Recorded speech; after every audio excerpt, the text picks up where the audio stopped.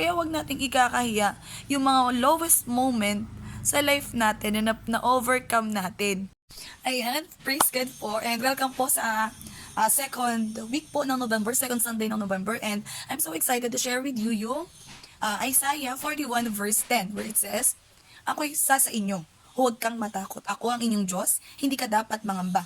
Kanino man, palalakasin kita at tutulungan, iingatan at ililigtas." Alam po ba natin na si Lord, He has different kinds of ways na pag-help po, pagtulong sa bawat isa sa atin in different kinds of situation. And ito yung ni-reveal ni Lord, may proper order.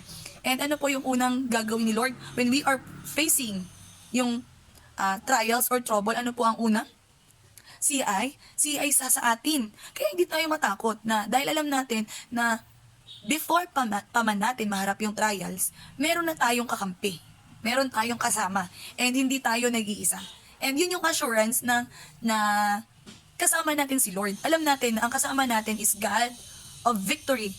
Walang nakakatalo sa Diyos. Kaya nandito yung peace natin na alam natin na yung battle na to ng mga problems natin ng buhay natin is we are already victorious. And ano po yung pangako sa atin ng Panginoon? Once we have Him, we have the Lord, hindi na tayo dapat mag-alala. Hindi tayo dapat matakot. Bakit po? Dahil He is God na walang imposible at makapangyarihan po sa lahat. At ano yung makita po natin na gagawin sa atin ng Diyos? Palalakasin tayo. And alam ni Lord kung hanggang saan tayo, kung ano ang limitasyon natin, kung saan tayo mahina. And dun sa point na yon, dun tayo palalakasin. And tutulungan. And makita po natin dito na yung help ni Lord sa atin, once na in-strengthen na tayo, and then after na i-strengthen palakasin tayo ng Panginoon, tutulungan pa niya tayo on how we will overcome. That's why napakalaga ng total dependency sa Panginoon when we encounter trials or problem in our life. Siya yung magbibigay sa atin ng wisdom, yan, ng knowledge, ng understanding kung paano masusolusyonan yung problema na meron tayo. Kaya yung solusyon, kay Lord pa rin manggagaling. And then, kasunod po ay, ano po yung sabi, iingatan at ililigtas kita. Alam po ba natin, napakaganda nito na hindi lang tayo tutulungan, kundi iingatan. Yes, maaari tayong during the trials talagang masasaktan tayo. Pero we have this confidence na hindi tayo, yes, pwede tayong masugatan, pero mananatili pa rin tayong buo after the trial. At hindi tayo makukuha ng kaaway. Dahil narito yung faithfulness ng Panginoon na hindi lang tayo tutulungan, kundi ililigtas pa rin. Bakit po? Dahil when we are facing trials, merong dalawang pwedeng mangyari sa atin when we are facing in trials. It's either we lumayo tayo sa Diyos or lumapit tayo sa Diyos. And sa atin po na mga anak ng Diyos, alam natin na yung trials, it only means, it signifies na higit tayo dapat na lumapit sa Diyos. Ito yung higit na makapagpapalapit sa atin sa Diyos. Dahil yung dependency natin during trials, it only comes from the Lord. At diba nga po yung sinasabi natin na yung biyaya ng Diyos ay sapat sa atin. And same din, sa lahat ng aspeto ng life natin, yun yung assurance ng Panginoon. Kaya wala na tayong lakas sa sarili natin magsisimula. Yung lakas na gagamitin natin when we are facing trials, it is that strength that came from the Lord.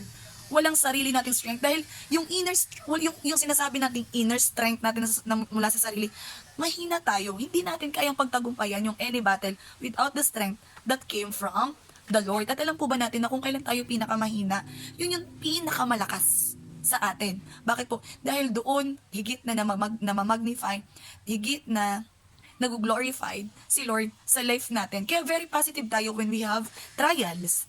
Dahil alam natin na this trial will only make us more stronger. The trials only strengthen us. That this trial will not defeat us. Because si Lord victorious na already. And tayo, when we are on the Lord, kapag nasa Panginoon na tayo, victorious na din tayo.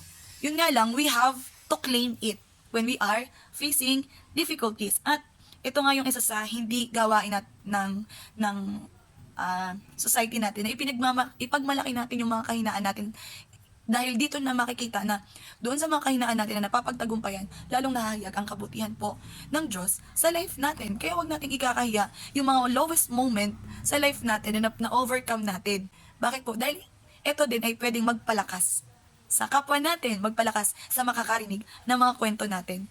I remember yung Footprints in the Sand, or it's a story of a man na naginip siya. And then doon sa panaginip niya, kasama niya si Lord na naglalakad doon sa beach. And then, nakita niya doon sa likod, yung mga dinadaanan niya is dalawa. Dalawa yung footprints. Isa sa kanya, at saka dalawang set ng paa, ng bakat. Isa sa kanya, and then isa kay Lord. And then, this man looked back doon sa kanilang mga dinaanan. And napansin niya, doon sa mga, during na nakararanas siya ng trials, ng lowest point ng life niya, isang bakat lang ng paa yung nakikita niya.